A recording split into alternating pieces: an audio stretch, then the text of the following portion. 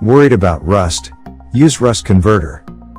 Do you have rust problems in the below scenarios?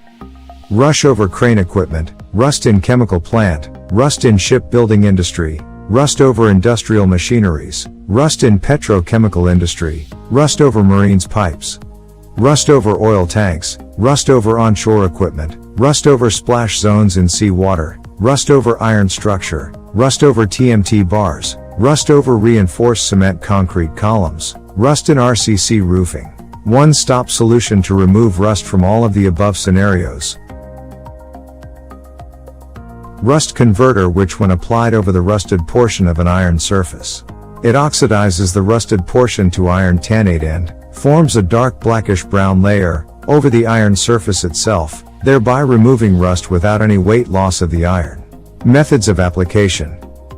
Clean the rusted surface with a cotton cloth, then apply RC15, Rust Converter by brush and allow it to dry for 24 hours. Difference between before and after the application of RC15. After applying RC15 over the TMT, it should keep 24 hours for drying and should keep TMT all time away from water, and after that it should get inside the concrete, along with Corostop 15.